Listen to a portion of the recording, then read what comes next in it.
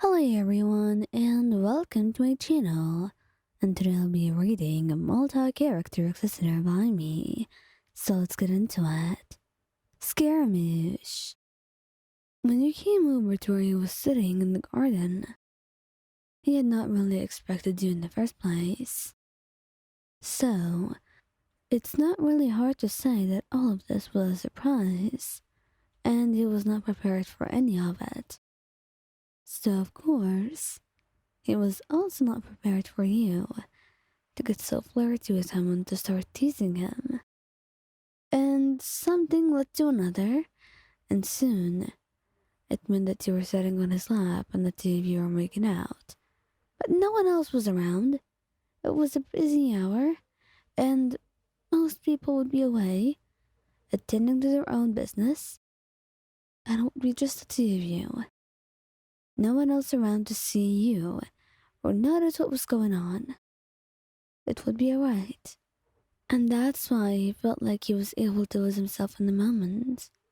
Closing his eyes and letting out a sigh as he melted into your touch. His lips touching your own as he deepened the kiss. And maybe in that moment, he had enjoyed himself too much.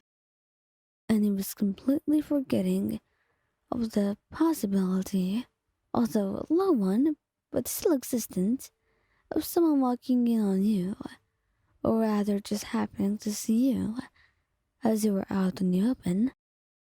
It was not like you were in a closed space in the first place. So that's why when Nahida had come just to talk to him, she saw the two of you, and she blushed brightly, looking away. Ahem, Wanderer? And the two of you were startled. You jumping away from him, and Scaramouche. Oh, poor Scaramouche. His face was red, and he was completely hiding his face away from her, rumbling under his breath. Before he answered her calls, "What do you need?" he said, pouting. And she just laughed softly. "It's fine, really. I was just a little bit caught off guard. I did not expect to see this in the morning." And he just frowned, pouting. But he did tell him what she needed, and thankfully, she stopped teasing him quite soon. Poor Scaramouche was so embarrassed.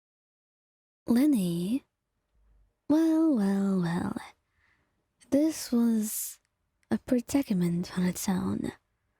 Both you and Lenny have missed each other dearly, and with him being so busy, the two of you have not had a chance to meet up so often, as much as you wanted.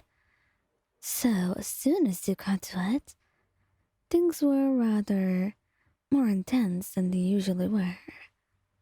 And that's why he had pinned you to the wall, and the two of you were making out, both of your eyes closed. And Lenny, he felt rather blessed. You were amazing, divine, just about everything he wanted and needed. And you were there, in his arms, and soon his hand had slipped away from your own wrists and had wrapped around your waist instead, your own hands dangling within his hair. And just so happened that his little brother had walked in on you, and you coughed, entirely startled by what he was seeing. "Lenny?" he had said, and Lenny jumped, turning around to look at him. "Oh, listen, it's not what you think it is. It's a magic trick. You know, a really different one." He did not even want to listen. His brother had just scoffed at him, walking away immediately. And Lenny was rather embarrassed about this, and so were you, stroking his hair gently. "Don't worry about it. I mean, he had to see it somewhere.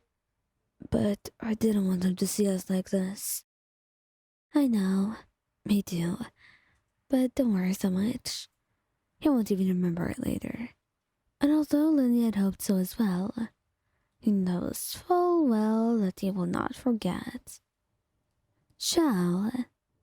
Xiao can have some really embarrassing moments too. Ones that he would like to avoid, and ones that he was dumb enough not to. Like today, for example.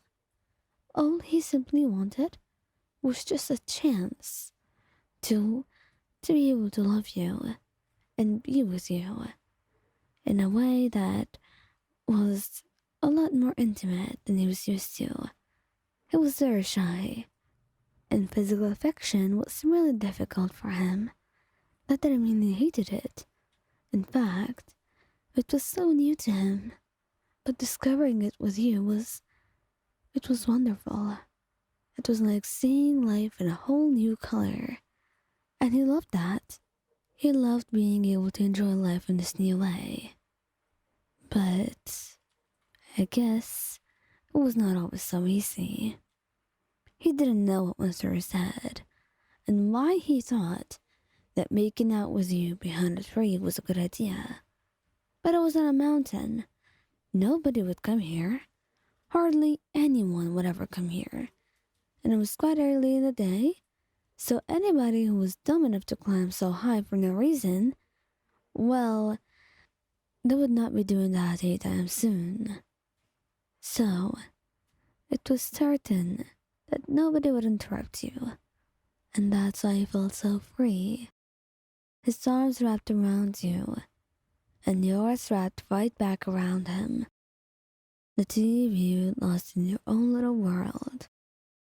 And Xiao, with those red cheeks of his, as he closed his own eyes and leaned once more to deepen the kiss, until he heard someone clearing his throat and had immediately pulled away as if he were just slapped, only to find Charlie of all people, looking at the two of you with an amused look. You did not inform me of your own new relationship. Well, I came to say congratulations. Xiao was blushing so brightly that he could not even utter a word, the words getting stuck in his own throat. So he gently stroked his back, trying to bring him some comfort, as he bowed deeply, blushing in embarrassment. Thank you, really, he said, not really sure what to say. In truth, Charlie had not really meant to intrude upon you. He had just gone there because he loved that spot. He did not expect Xiao to be there at all. But it was a fine spot, and he thinks Xiao made quite a good use of it.